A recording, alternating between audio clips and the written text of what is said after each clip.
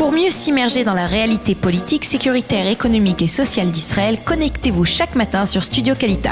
Daniel Haïk vous y attend pour sa revue de la presse.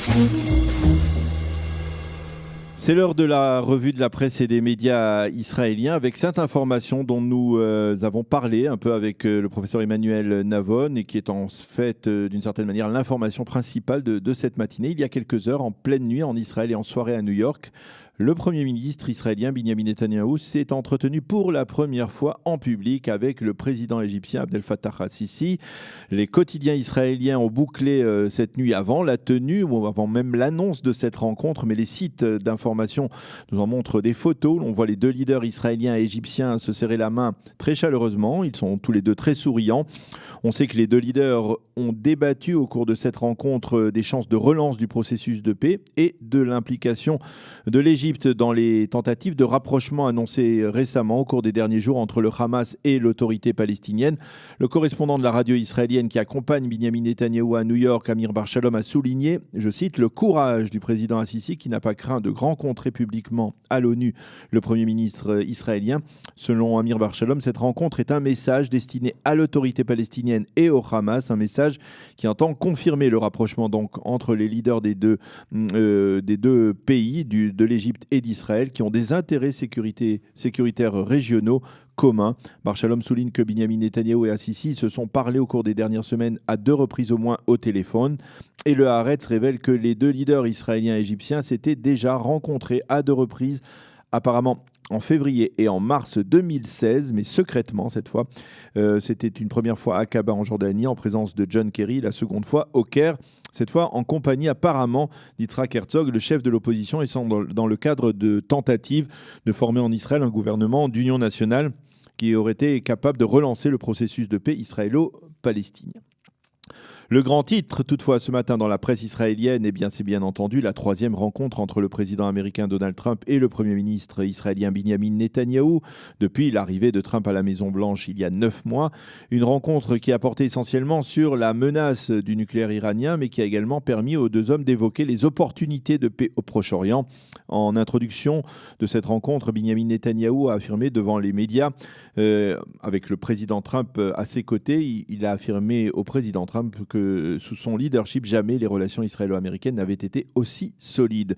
Le Israël Hayom cite ce matin en manchette le Premier ministre Netanyahou qui a déclaré à l'issue de sa rencontre avec le président américain que l'administration américaine avait intérêt à insérer des amendements dans l'accord de Vienne du 14 juillet 2015. Le Premier ministre a sans doute voulu faire cette déclaration pour prouver que les divergences de vues entre lui et Donald Trump sur l'accord de Vienne n'étaient pas particulièrement importante. Les deux hommes considèrent en effet, et on le sait, que cet accord est un mauvais accord, mais alors que Binyamin Netanyahou voudrait l'annuler ou à défaut l'amender, Donald Trump lui a affirmé hier encore qu'il fallait veiller à ce que toutes les clauses de cet accord soient scrupuleusement respectées par les Iraniens. Le Premier ministre a expliqué hier soir après la rencontre, donc il a expliqué cela à des journalistes israéliens que désormais ce qui sera déterminant, c'est la capacité du président américain d'imposer à nouveau des sanctions en cas de violation de cet accord. Ce sera déterminant pour la sécurité de l'État d'Israël, a dit Binyamin Netanyahou. Toujours à l'issue de cet entretien, Donald Trump a lui choisi d'insister sur le processus de paix au Proche-Orient avec les capacités de Binyamin Netanyahou et la seconde partie, sous-entendu les Palestiniens. Il est possible de parvenir à un règlement du conflit, a dit le président américain. Binyamin Netanyahou a également souligné qu'il adhérait à ces propos. Le site NRG affirme qu'hier, dans l'entourage du président américain, certains conseillers ont évoqué la possibilité d'une tenue d'une conférence régionale durant l'automne prochain. Une conférence qui réunirait les pays arabes modérés, les Israéliens et les Palestiniens, en vue justement d'une relance du processus de paix avec en toile de fond la consolidation d'un front stratégique qui ferait face à la menace expansionniste iranienne, en particulier en Syrie. Pour revenir à l'Iran également, selon certains commentateurs à New York, le Premier ministre Binyamin Netanyahou serait plus préoccupé par le fait que l'Iran respecte scrupuleusement les termes de l'accord de Vienne, car alors, d'ici 8 ans, elle pourrait très rapidement passer au stade d'état nucléaire, disposant donc du potentiel nucléaire. Si par contre Téhéran violait certaines clauses de l'accord, eh bien, cela alerterait les signataires de cet accord de Vienne et leur permettrait de comprendre que les Iraniens continuent toujours à promouvoir, loin des projecteurs, le programme nucléaire. Cela les alerterait donc et peut-être permettrait de modifier, comme le souhaite Binyamin Netanyahou, les termes de l'accord de Vienne. Le Israël Hayom souligne également que les Iraniens ont fait hier une sévère mise en garde. Les États-Unis paieront un prix très cher à toute annulation de l'accord de Vienne. Et puis en marge de cette rencontre importante, à quelques heures du discours attendu de Binyamin Netanyahou à la tribune des Nations Unies, on a appris que le Premier ministre israélien pourrait s'entretenir. Eh bien voilà, c'est une information que nous avons rédigée avant même qu'elle ne soit confirmée. Donc on a appris que Binyamin Netanyahou pourrait s'entretenir dans le Palais de Verre avec Assisi. Et donc effectivement, cette information a été confirmée puisque Binyamin Netanyahou, comme je vous le disais en introduction de cette revue de la presse, a rencontré le président égyptien. Selon certains sites d'information israéliens, si Mahmoud Abbas devait prononcer mercredi un discours incendiaire contre l'État d'Israël à la tribune des Nations Unies, alors que l'administration Trump l'a mise en garde à ce sujet, eh bien celle-ci pourrait réagir en annonçant le transfert de l'ambassade des États-Unis de Tel Aviv à Jérusalem. C'est une information qui figure donc dans plusieurs sites d'information israéliens. Le Israël Hayom publie également ce matin une interview du général Tamir Eman, qui est le commandant du plus important corps d'armée dans la région nord et qui menace très clairement les milices iraniennes. Si elles s'impliquent dans ce qui se passe de l'autre côté de la frontière israélo-syrienne, eh bien, nous nous chargerons de les détruire, a-t-il déclaré. Le Maariv affirme que pour la seconde fois cette semaine, une enveloppe contenant de la poudre a été reçue au consulat général des États-Unis à New York. Les services de sécurité israéliens et américains enquêtent pour déterminer la provenance exacte de ces deux enveloppes et leur objectif. 36 heures après la très violente manifestation qui a opposé des ultra-orthodoxes et des policiers dans le quartier de Mea Shearim à Jérusalem, le commandant en chef de la police de Jérusalem, l'inspecteur en chef Yoram Halevi, a choisi de présenter des excuses partielles, dirons-nous.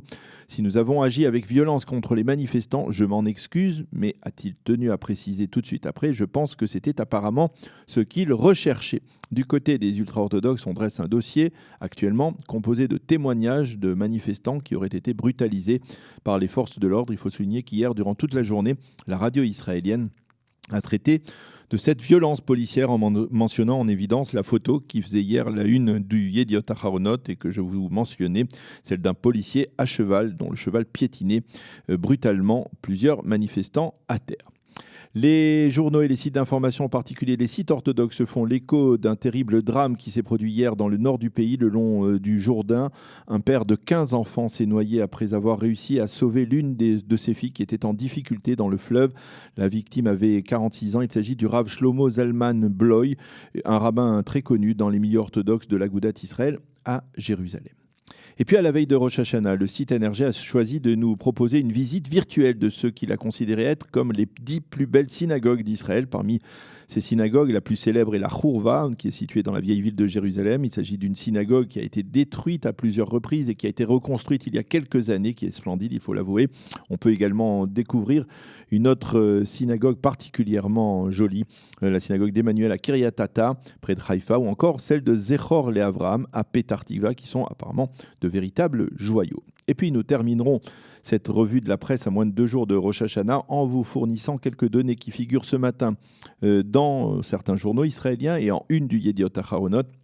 À la veille de Rosh Hashanah, l'État d'Israël, sachez-le, compte 8 473 000 habitants, dont plus de 6,5 millions de juifs, soit 74,6% de la population, et 1 800 000 arabes, soit 21% de la population israélienne. Depuis Rosh Hashanah de l'année dernière, 156 000 bébés sont nés et 43 000 personnes sont décédées. Le taux de fécondité en Israël est le plus fort parmi tous les pays de l'OCDE, 3,11 enfants. Et la longévité a augmenté en Israël. Elle est de 80 ans,7 si l'on peut dire, pour les hommes et de 84 ans,2 pour les femmes. Mais la donnée la plus importante, la plus incroyable et on peut dire la plus optimiste, celle avec laquelle nous allons clôturer cette revue de la presse, eh bien sachez-le, c'est que 88% des Israéliens se disent très satisfaits de vivre dans l'État d'Israël. Voilà, c'est sur cette donnée que nous terminons cette avant-dernière revue de la presse israélienne de cette année 5777. Nous allons marquer une toute petite pause et on se retrouve tout de suite après avec Marc Eisenberg qui est déjà dans notre studio pour les traditionnels vœux de Rosh Hashanah avec un jingle tout de suite.